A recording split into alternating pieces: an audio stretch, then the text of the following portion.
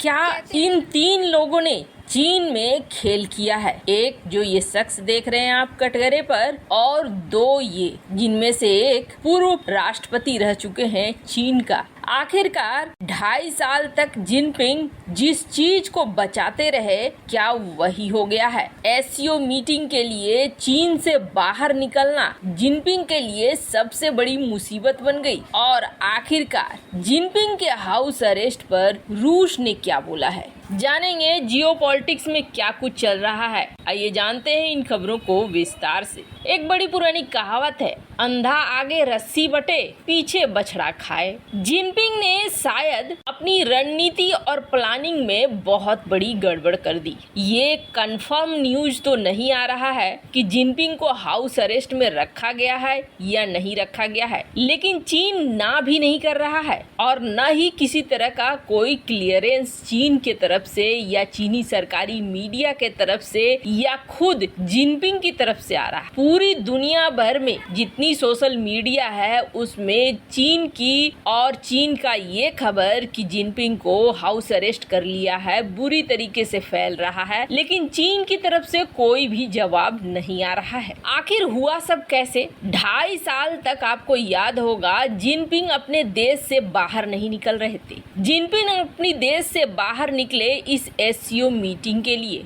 और यही उन पर बहुत ज्यादा भारी पड़ गया। अब सबसे बड़ी बात है कि जिस तरीके से लोहे का पर्दा लगाकर रखा है चीन ने अपने चारों तरफ, उसमें झांकना बड़ा मुश्किल है, वहां से खबर निकल कर आना बहुत बड़ी मुश्किल है। लेकिन आज के इंटरनेट वाले दुनिया में कोई चीज छिपी नहीं रहती है। अगर धुआं उठा है तो आग तो जरूर लगी है, और ये आग लगने की वजह दिख रही है। जो फ्लाइट ट्रैकिंग वेबसाइट्स हैं, एप्लीकेशंस हैं, उसमें जब देखा जा रहा है तो देखा जा रहा है कि जो घरेलू उड़ानें हैं वो घरेलू उड़ानें रद्द कर दी गई हैं। एकदम से आसमान खाली दिख रहा है और उस आसमान में सिर्फ दिख रहे हैं कार्गो जेट, यानी बड़े बड़े ऐसे जेट जिससे सामान को, मिलिट्री को एक जगह से दूसरी जगह तक पहुंचाया जा सके। और ये जो भी अभी इस वक्त ट्रैकिंग ऐप हैं या वेबसाइट हैं जिनसे हम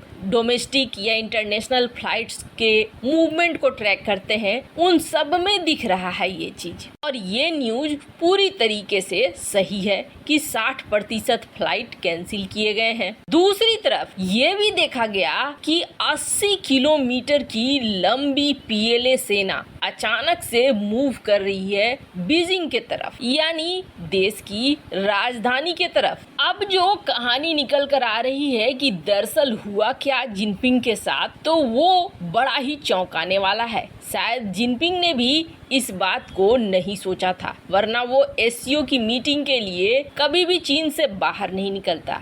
चीन से 2.5 साल तक जिनपिंग बाहर नहीं निकला, लेकिन जिनपिंग ने इस चीज को सुनिश्चित किया कि तीसरी बार वो राष्ट्रपति बने। तीसरी बार राष्ट्रपति बनने के लिए जिनपिंग ने अपने रास्ते के लगभग सारे कांटे को हटाना शुरू कर दिया। क्यों? क्योंकि नियम ये था कि 2 बार से ज्यादा आप राष्ट्रपति नहीं बन सकते हो, लेकिन जिनपिंग तीसरी बार राष्ट्रपति बनना चाहते थे। एक नियम और था कि आप 68 वर्ष के अगर हो गए हैं तो भी आप रिटायरमेंट ले लोगे, लेकिन यहाँ तो 69 साल के हो चुके थे जिनपिंग, फिर भी वो 3rd टर्म चाह रहे थे। और कई लोग थे जो चाह रहे थे कि जिनपिंग तीसरी बार राष्ट्रपति न बने। और तीसरी बार राष्ट्रपति न बनने देने के लिए जहाँ ये जो बंदा देख रहे हैं, इस बंदे को हाल ही में जिनपिंग ने मौत की सजा सुनाई है। ये जो बंदा है ये कोई छोटा मोटा शख्स नहीं है, ये चाइना की सिक्योरिटी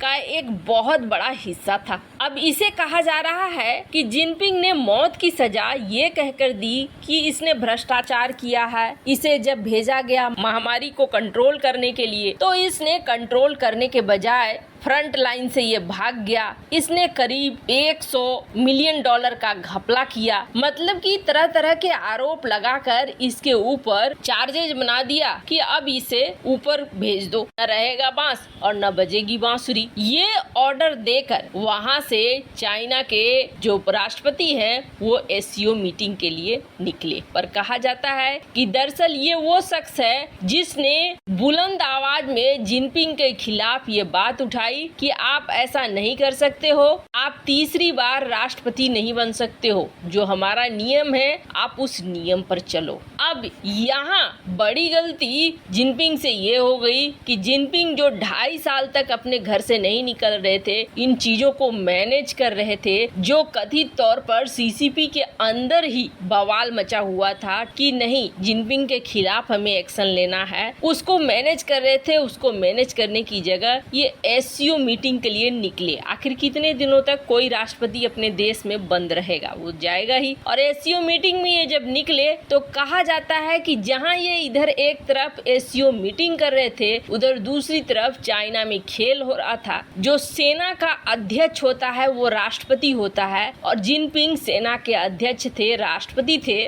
उनको हटा दिया जाता है। और कहा जा रहा है कि 16 सितंबर को चीनी राष्ट्रपति को मिलने वाला था तीसरा कार्यकाल, पर पिछले 10 दिनों से बंद दरवाजे के पीछे पूरे गोपनीयता के साथ कई राजनीतिक बैठकें हो रही थी। FTI ग्लोबल न्यूज की रिपोर्ट के हिसाब से 8 सितंबर को एक बैठक होती है जिसमें सी के वफादार लोगों को हटा दिया जाता है। जब चीनी राष्ट्रपति SCO शिखर सम्मेलन में हिस्सा लेने के लिए देश से बाहर गए थे, उस वक्त हु जिनताओ और वैन की एक मुलाकात होती है और उन्हें सी के खिलाफ कदम उठाने के लिए राजी किया जाता है, जो सत्ता में तीसरी बार राष्ट्रपति बनने की तैयारी कर रहे थे। कहा जाता है कि ये दोनों ही तैयार हो गए और शी जिनपिंग को उनके ही CGB गार्डों ने हिरासत में ले लिया। कहा जाता है 80 किलोमीटर के एक बड़े काफिले ने बीजिंग में प्रवेश किया